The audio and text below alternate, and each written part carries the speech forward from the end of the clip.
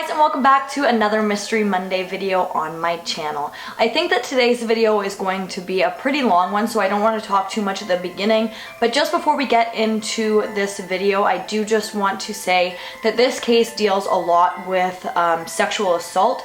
So if you are really sensitive to those kinds of things, you might want to click out of this video and go check out another video on my channel. But with that all being said, let's get right into today's case. So today we are going to be talking about a series of murders that took place in the 1970s in Santa Rosa, California.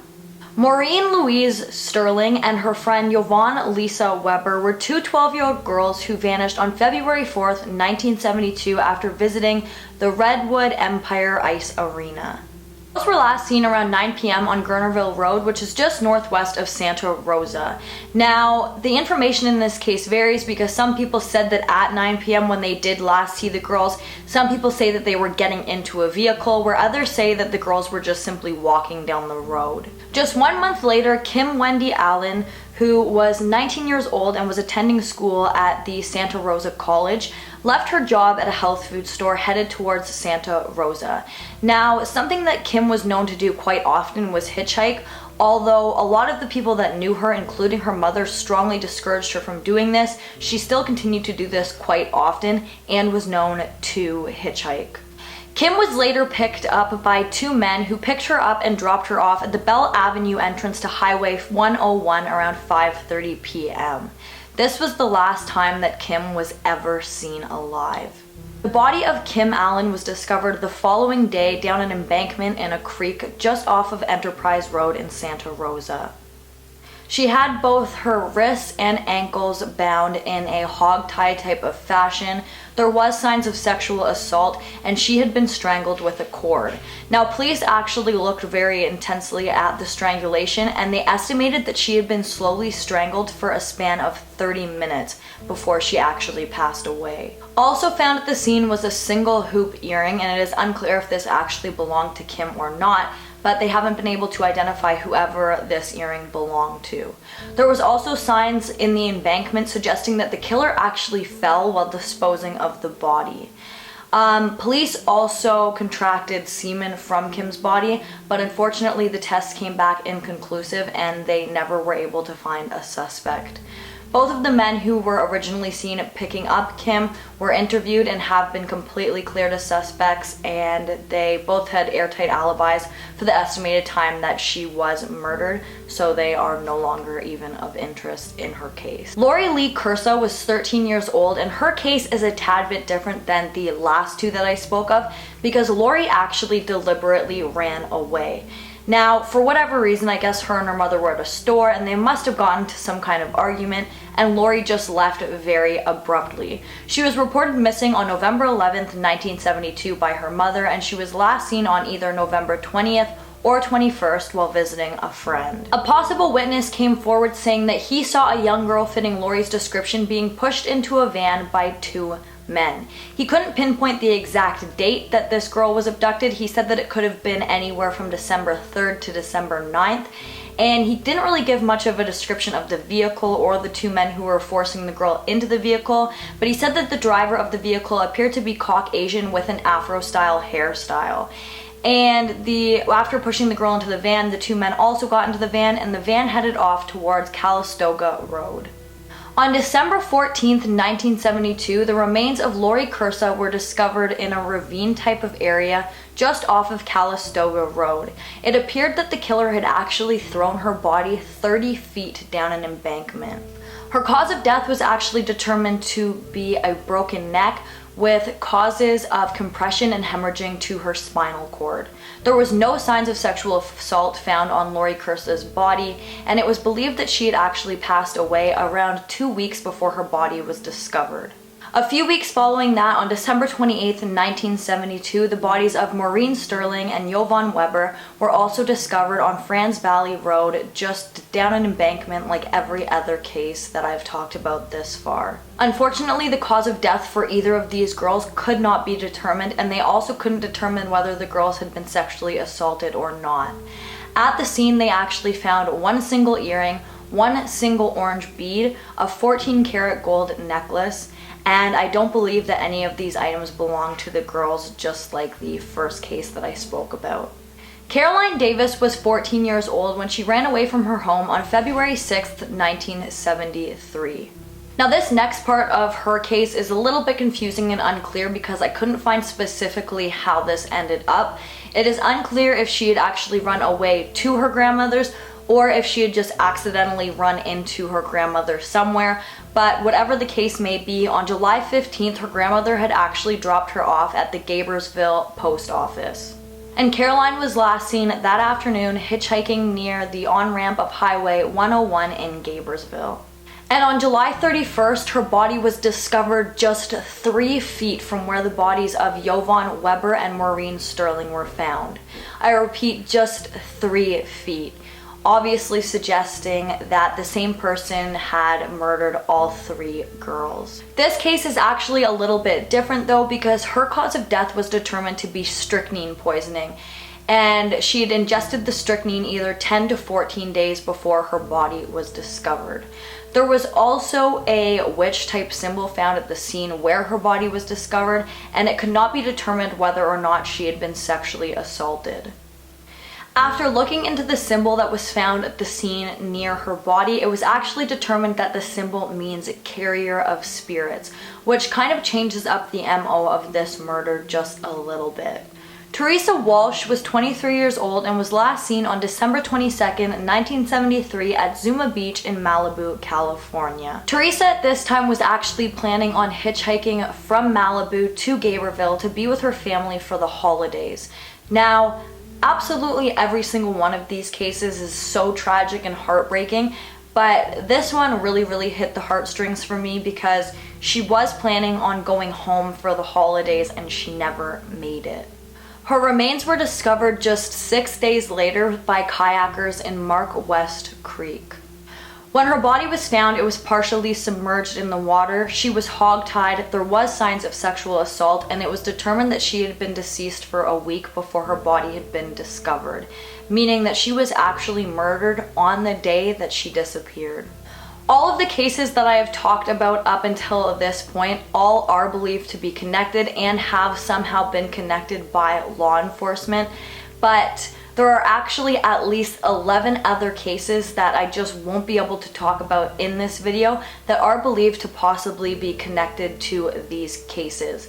Now, the reason that I won't be able to talk about the other 11 cases is because I think that every single case deserves to at least be talked about a little bit in depth, and obviously that would take a very long time, and there just isn't enough time in this video to do that. But again, all of the cases that I have talked about up until this point are believed to be connected, and the murders of all of these young women are believed to have been taken out by the exact same person or persons. You can find the other 11 cases, possibly more, very easily online by a simple Google search, so if you guys are interested in that, you can definitely look that up. But I am going to be talking about one other case that is believed to be strongly connected to the ones that I've already spoken about, and this one has to do with unidentified remains. The skeletal remains of a woman were discovered on July 2nd, 1979, just 100 yards from where Lori Kursa's body was discovered just 7 years earlier. The remains were actually discovered just off of Calistoga Road in Santa Rosa, California. The remains were originally speculated to belong to a woman by the name of Janet Kamahili, which I really do not think that I'm pronouncing correctly, so I will insert her name on the screen.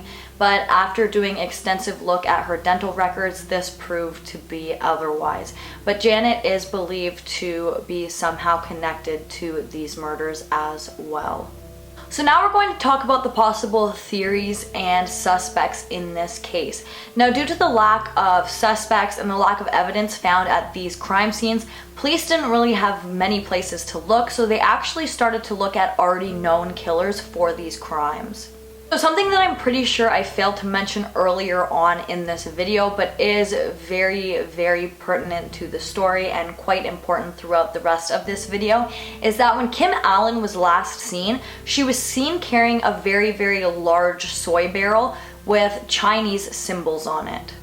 Now, one of the theories in this case that I thought was pretty interesting, but I'm not going to dive too deeply into just because the theory is very, very large and I just don't think that I have time to talk about it, is that all of these murders were somehow connected to the occult or Satanism. Now again, there was strange symbols found at a few of the murder scenes, and also again, Kim was last seen carrying that large soy barrel with a strange red Chinese symbol on the front. So some people have speculated, due to some of the other things that were found at some of the scenes where the remains of these young girls were discovered, that maybe some of these murders were connected to a cult or the occult or Satanism or something along those lines. Now again, going back to the soy barrel that Kim Allen was last seen carrying with the red Chinese symbol on it, it is actually speculated that these murders were taken out by the Zodiac Killer. This was not only strongly speculated by people online, but it was also speculated during the investigation among the police who were investigating this case, because at one point the Zodiac Killer actually wrote a letter to the police, and it included a strange symbol on it that was very, very similar to the symbol that was seen on the soy barrel that Kim Allen was carrying. And something to just add to this theory is the last letter that the Zodiac Killer actually wrote to the police. He stated that he would no longer be claiming his victims, and he would from now on start to make them look like robberies gone wrong, acts of anger, and a few even fake incidences. So just accidents where they could have been avoided or something along those lines, which is very strange. The next suspect that I'm going to talk about is a man by the name of Arthur Lee Allen. Now, at one point in Arthur Lee Allen's life, he was actually suspected to be the Zodiac Killer, but was eventually cleared as a suspect in that case. He was actually living in Santa Rosa, California at the time that these murders were taken out in a trailer park, and he was arrested in September of 1974 for molesting a young boy in his trailer park. One I just thought was a little bit interesting because I do have a problem with this, but feel free to correct me in the comments if you feel differently about this. The only problem that I have with him being the suspect in these murders is after looking at his records and things like that, it appears to me that Arthur Lee Allen had a strong interest in little boys, and very, very young boys at that. Whereas all of the Santa Rosa Hitchhiker murders were actually of females, some of them ranging even in their 20s. So to me, it just doesn't seem that this fits his MO. Ted Bundy was also strongly looked at as a suspect in these murders for quite a while, but his credit card statements actually proved that he was in Washington while some of these murders were taking place, so he couldn't possibly be the murderer of all of these girls, and he was cleared as a suspect in these cases. And the last suspect who I'm going to talk about in this case was a 41-year-old man by the name of Frederick Manali. He was actually a creative writing teacher at the Santa Rosa College. In August of 1976, Frederick was actually in a fatal car accident, and while cleaning out his home and his desk and all of his belongings, they actually found a very, very strange drawing of Kim Allen in a sadomasochism state amongst Frederick's belongings. There's absolutely no reason why anybody would have a drawing of Kim Allen in this state, but especially not a teacher at her college. That just really, really shook up everybody and kind of put him in the eye of investigators who were looking at this case. Fortunately, that is all I have on these cases for you guys today.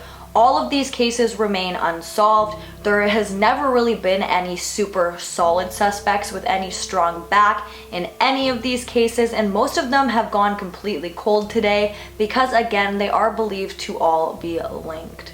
My heart sincerely goes out to all of the families and loved ones of all of the young girls who I have mentioned in today's video. I just can't even imagine what they went through and what they're still going through today, not having any justice for their girls. It is just absolutely sickening and heartbreaking.